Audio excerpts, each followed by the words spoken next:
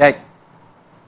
Baik, kita langsung ke Bang Andreas ya. Tadi pertanyaan menggantung. Bang Andreas, sudah ada nama-nama kita ingin tahu nih. Karena sudah keluar nama dari Pak Utut, keluar nama dari Bang Eriko Sotarduga. Nama Anies sebenarnya sudah masuk penjaringan begitu. Tapi masih dicari lagi apakah kemudian masih cocok atau tidak. Mau digandingkan dengan sempat muncul nama Charles Honoris yang kemudian juga muncul dari Bang Eriko Sotarduga. Nah ini dari Bang Andreas bagaimana? Apakah memang sudah sampai dalam penjaringan nama-nama secara detail, secara individu dan lain sebagainya? Ringan gitu, artinya kalau sudah sampai kepada aspek ketika masuk nama-nama itu kemudian mulai dilakukan seleksi, tentu itu yang namanya proses penyaringan, dan itu nanti dilakukan di DPP gitu, dalam arti bahwa dengan melihat pada aspek-aspek tadi gitu ya, aspek-aspek soal modal sosialnya, modal politiknya. Kemudian juga dibicarakan antar partai, bagaimana kerjasama yang bisa dilakukan untuk sama-sama mendukung kontestan yang akan dimajukan itu. Jadi proses ini yang masih berjalan. Ada di situ dari usulan dari teman-teman di DPD dalam proses penjaringan itu memang nama Pak Anies ada di situ gitu, dan mereka sudah menyampaikan di DPP. Jadi gitu prosesnya, Mas. Oke, Bang Andreas, begini, dari nama-nama itu muncullah nama Anies Baswedan, tapi ada tidak yang disampaikan juga dari akar rumput bahwa ada kriteria-kriteria tertentu, atau kenapa bisa nama Anies Baswedan itu muncul gitu? Apakah ada persamaan ideologi dan lain sebagainya gitu, itu juga diungkapkan?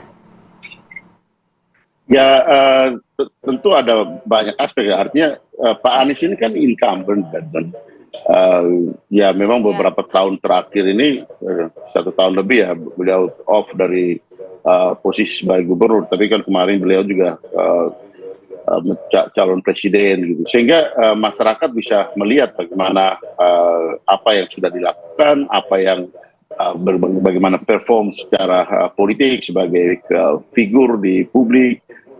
Tentu berbagai macam aspek yang sesuai dengan apa yang dikehendaki oleh masyarakat gitu, termasuk di sini adalah konstituen PDI Perjuangan gitu. Jadi aspek-aspek itu kan dilihat dan semua orang bisa memperhatikan itu, dan itu yang kemudian menjadi kumulatif menjadi modal sosial dari Pak Anies, karena semua aspek itu kan akhirnya berujung pada orang tuh suka atau tidak.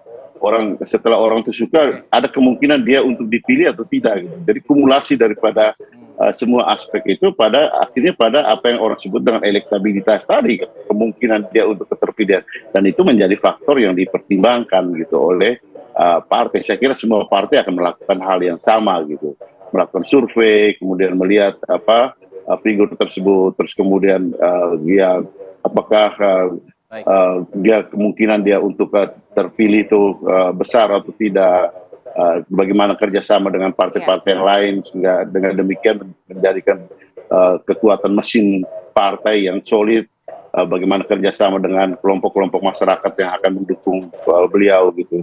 Jadi banyak aspek yang perlu menjadi pertimbangan. Disitulah kita yang dimaksudkan dengan proses penyaringan untuk kemudian diputuskan. Baik, menarik nih Mas Adi, kalau kita lihat narasinya tiba-tiba sekarang sudah berubah semua nih. Gerindra yang sebelum jadi pengusung Pak Anies Baswedan sekarang menyatakan tidak terlalu seksi lagi lah, nama-namanya tidak muncul di akar rumput. Lalu kemudian PDIP yang paling gencar untuk mengkritik pada saat pemerintahan Anies Baswedan di Jakarta, sekarang justru melihat elektabilitasnya bagus nih, rekam jejaknya juga bagus. Apa sebenarnya kemudian terlihat di sini sebagai dari analisa politiknya, apakah memang secair itu, semudah itu bisa berubah dan lain sebagainya? Ya, politik kita selama ini memang tanpa ideologi. Yang mempertemukan segala-galanya adalah soal kepentingan. Jadi perbedaan-perbedaan yang terjadi sepanjang pilkada, sepanjang pilpres, itu sirna pasca pilpres, pasca pilkada. Dan mereka yang saling berhadap-hadapan sangat mungkin akan bertemu kembali di saat ada event-event politik yang saling mempertemukan antara yang lain. Jangankan soal Anies dan PDIP, Prabowo dan Jokowi aja berkoalisi. PKS dan PKB antara kaum sarungan dan cingkrang bisa berkoalisi. Anies dengan basis-basis Nahdliyin juga berkoalisi. Jadi di kita secara umum memang kalau kepentingannya bertemu maka apapun akan bisa terjadi. Jadi kalau hari ini kita mendengar nama Anies Baswedan masuk dalam beauty contest yang akan diusulkan oleh kader-kader PDIP, bagi saya nggak kaget karena memang musim kita ini adalah musim semi di mana kekuasaan dan kepentingan di atas segala-galanya.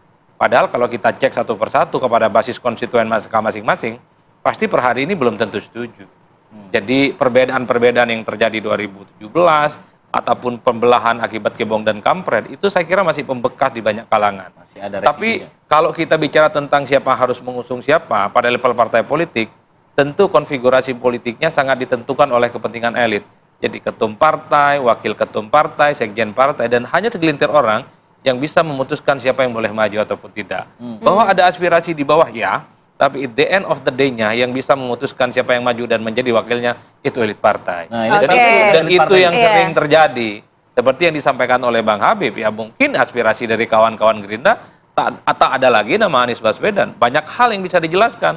Mungkin bagi pendukungnya Pak Prabowo dan Gerindra, Anies ini dianggap orang yang tidak terlampau tahu terima kasih, misalnya dulu waktu diusung dalam Pilgub, tapi dalam debat ngasih skornya 11 kan gitu Pak. Dari 100 itu kan cukup menyakitkan. Bagi saya inilah yang kemudian menjelaskan kenapa hari ini kawan besok menjadi lawan. Ini soal kepentingan dan tak lagi bisa disatukan sama yang lain. Makanya tak mengherankan sekalipun Kaisang misalnya menunjukkan rasa ketertarikannya dengan Anies, Gerindra itu dingin-dingin saja, PSI juga dingin-dingin saja. Itu menarik tuh. Kalau Demokrat sangat kelihatan nggak mau lagi sama Anies. Kalau Gerindra ini agak sedikit ngayun, lebih cool ya, tidak langsung direct Masih menjawab dilihat-lihat gitu hitam ya? dan putihnya. Bukan lihat-lihat, pasti nggak mau. Oh, pasti nggak mau. Itu yang Oke. kemudian menjelaskan kenapa belakangan ada Ridwan Kamil yang diusung oleh Gerindra. Biar Gerindra itu nggak dikait-kaitkan dengan Anies Baswedan dan nama lain. Itu artinya apa? Koalisi pendukung Prabowo dan Gibran untuk Pilgub Jakarta khususnya sebisa mungkin ini tak ada yang pindah ke lain yang tempat. Dan itu yang sebenarnya ingin diupayakan kenapa muncul Ridwan Kamil. Kalau kita membaca angka-angka statistik, yang saya kira elektabilitasnya kuat cuma dua, Anies Baswedan yang kemudian sangat kompetitif jika dihadap-hadapkan dengan Ridwan Kamil. Di Oke. luar nama itu cukup jauh Pak, levelnya hanya calon wakil. Kalau bicara tentang siapa calon gubernur yang layak untuk bersaing secara sengit, baik segi popularitas, elektabilitas, kemampuannya sama-sama oke, alumni luar negeri, sekolahnya bagus, Iya. Anies Baswedan. Walaupun versus sebenarnya medan Ridwan Kamil. perangnya dari Ridwan Kamil tuh berbeda kan, dia di Jawa Barat, jadi baru pertama kali nih misalnya di Jakarta itu juga mempengaruhi begitu, elektabilitasnya juga akan bagus begitu? Ya, Ridwan Kamil ini kan muncul di dua tempat, Jawa Barat dan Jakarta. Ya. Jadi kalau tanya di Jawa Barat, sebenarnya Ridwan Kamil yang paling signifikan, Betul. siapapun lawannya. Tapi ketika ditanya soal siapa calon gubernur yang potensial maju di Jakarta, Ridwan Kamil juga muncul. Dan munculnya itu luar biasa, mepet kekuatan politik yang dimiliki oleh Anies. Jadi ketika nama Ridwan Kamil itu disebut oleh sejumlah partai termasuk Gerindra, bagi saya ini based on data, bukan hanya soal style dan fashion politik. Tapi kan nggak mungkin partai itu mengusung orang yang memang namanya ujuk-ujuk tidak pernah muncul dan elektabilitasnya tak ada. Iya. Termasuk Anies, ini bukan soal bagaimana PDIP dan Anies punya kepentingan bersama. Ya karena tentu mereka juga membaca angka-angka statistik secara rasional, secara kalkulasi politik yang relatif punya jejak politik kuat di pemilih Jakarta masih ada nama Anies Baswedan. Oke. Jadi politik kita sederhana itu aja Pak, diusung calon kuat kemungkinan menang, maka disitulah kemudian tiket akan diberikan kepada mereka. Tapi ini masih dinamis, Masih Agustus cair masih ya? cukup panjang dan apapun bisa terjadi. Jangan-jangan Anies nggak dapet tiket. Bisa jadi. Karena PKB itu belum cukup. Oh ya. Karena Oke. PKB, kalau Iya, Anies sudah betul. PKB, ya PKS ataupun PDIP kan mikir juga nih. Nah, sebelum apa ke Bang insentif Habib, yang artinya bisa diberikan. matematika parpol yang kira-kira akan mengusung Anies siapa? Ya kalau Bang melihat kecenderungannya dulu kan dikaitkan dengan Anies itu ada PKS, belakangan Ya. Oke. PDIP. Bahkan lebih awal dari PKB itu Nasdem, tapi belakangan Nasdem nggak pernah ngomong Anies lagi. Betul. Mungkin bagi Nasdem ya sudahlah, Anies ini sudah menjadi bagian dari PKB, jadi mereka nggak terlampau ngotot sebenarnya untuk menjadikan Anies bagian dari mereka. Tapi bagi saya, koalisi Prabowo dan Gibran soal kemungkinan siapa yang masuk kabinet dalam banyak hal akan mempengaruhi soal postur bagaimana konstelasi politik yang ada dalam pilkada. Nah, Oke. Bang Habib sebagai salah satu elit partai Gerindra nih. Bukan lah, kalau saya Tadi disebutkan wakil kita ketua umum, eselon salah 3 satunya. ini. Eselon 3. Ada muncul nama Kaisang. Ya. Kaisang kan erat kaitannya dengan keluarga Pak Joko Widodo yang sekarang juga anaknya berada di pendamping dari Pak Prabowo Pemerintahannya. Subianto. Apakah ini juga ada ada pengaruhnya, ada pembicaraan di dalam mengenai hal tersebut, keterlibatan nama Kaisang dalam DKI Jakarta ini? Ya lagi-lagi itu adalah aspirasi yang muncul di grassroots. soal Berarti ada? Mas Kaisang ini, ya kan. Saya ke mana-mana, ya banyak juga yang ngomong kan berapa nama sebetulnya, ada Pak Ridwan Kamil, ada Budi, ada Kaisang, itu disebut-sebut di masyarakat gitu loh. Sehingga kayak kemarin Pak Dasko bikin semacam poster ya di post di ininya. 2 kali pasti. Gitu. Ada juga Mas Kaisang, dan itu justru semakin disambut di masyarakat, ya kan. Positif di masyarakat kami ya, di konstituen kami di terutama di basis Jakarta Timur ya. Sehingga kalau menurut saya ya, ini bisa diadu lah gitu loh ya. Kaisang ini kan representasi anak muda ya. Lalu popularitasnya tinggi sekali. Ya nggak perlu banyak jualan ya kan. Orang kan tahu ini tokoh yang cukup dikenal gitu kan ya. Tapi memang ya kalau keputusannya nanti ya Pak Prabowo lagi. Oke, Pak Prabowo. Bang Habib, artinya kalau misalnya tadi dari nama Anies Baswedan itu minim dari Gerindra gitu ya, terutama di Jakarta Timur, tapi dari Kaisang namanya muncul cukup pekat begitu ya. Nah artinya itu Kaisang itu akan berdiri sendiri jika memang diputuskan bahwa dari Gerindra begitu, bukan terlepas dia bersanding dengan Anies.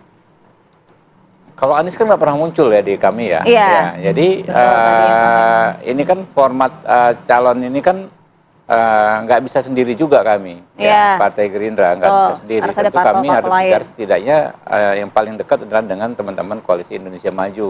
Ya.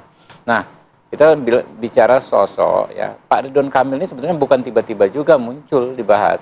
Seingat saya ya, pada saat kampanye Pilpres saja sudah ada pembicaraan tersebut. Saya sempat bicara bahkan dengan Pak Ridwan Kamil, ya, beliau bilang ya sepertinya akan mendapatkan tugas untuk di Jakarta. Itu saya pernah beliau langsung bilang ya, saya bilang Pak Prabowo tuh bilang. Saya nggak tahu tugas dari mana ya, tapi kan mungkin kan karena kan beliau mengetahui saya kader Gerindra kan pasti kan orientasinya adalah Pak Prabowo kemungkinan kan itu ya. Saya bilang, oh bagus ini Kang, kalau Jakarta, karena etnik Sunda juga banyak loh di Jakarta ini ya. Kalau nggak salah nomor 2 Pak, bahkan setelah etnik Jawa ya. Jadi kalau misalnya Ridwan Kamil, nanti, ini misal ya, dengan Mas Kaisang, ya kan, dalam konteks etnis ya sebetulnya sudah cukup kuat itu, Jawa, Sunda, Jawa, kan ini dua yang terbesar ya. Kan itu perlu juga dihitung ya, Mas Adi ya, yang begitu-begituan ya, bisa juga dihitung ya. Jadi ini terus kami tampung ya, nanti kami terus serap aspirasi dari masyarakat. Tidak mau mengusulkan kader dari Gerindra? Itu juga, kalau makanya ini lagi-lagi soal kader ya. Naluriah manusiawi, semua partai ingin kader-kader terbaiknya maju ya di pilkada. Dalam konteks kepentingan politik ya, kita ingin. Tapi di kami itu ada masalah juga di Partai Gerindra ini. Yaitu adalah? Kader-kader kami ini, terutama yang sudah terpilih di DPR RI, di legislatif, itu agak enggan dari dulu tuh. Enggan bertarung di pilkada, atau bahkan ditawarin jadi menteri aja belum tentu mau gitu loh. Kalau kader-kader, ya enggak. Belum tentu mau. Kenapa? Karena nggak gampang juga kan ya. Apalagi kalau pilkada kan harus tarung lagi gitu kan. Sudah mundur, belum tentu menang ya kan. Tambah lagi ya itu dia, kebanyakan fashionnya ya, gayanya. Teman-teman ini kan kebanyakan berlatar belakang aktivis. Itu tuh lebih suka di tempat saya di legislatif. Ya kan tiap hari bisa marahin menteri gitu kan. Bisa takut kebalik nanti kalau bisa jadi menteri. Kalau jadi menteri, waduh, ke DPR nunduk-nunduk ya siap Bapak. Kalau jadi kepala daerah gitu kan ya. Jadi belum dulu ya. Jadi kemungkinan kader Gerindra dari kader belum dulu. Gerindra. Enggak, itu persoalan bukan belum dulu. Sepertinya memang ada sedikit handicap cari kadernya kalau untuk ini. Ya. Baik. Nanti saya ingin kembali ke Bang Andreas. Tadi sempat ngomongin Ridwan Kamil, nggak enak karena dia kader Golkar. Sebenarnya kita juga sudah menghubungi Bang Ahmad Doli Kurnia dari Partai Golkar untuk ikut berdiskusi bersama kami pada pagi hari ini. Tapi sampai sekarang belum direspon nih. Nanti kita tunggu, mudah-mudahan masuk nih. Nanti kita ke Bang Andreas juga untuk menanggapi lagi soal masalah Kaisang yang juga menyatakan ketertarikannya terhadap salah satu calon yang sudah dilirik oleh PDIP, Pak Anies Baswedan. Usai jeda tetap bisa nih, apa kabar Indonesia Pagi.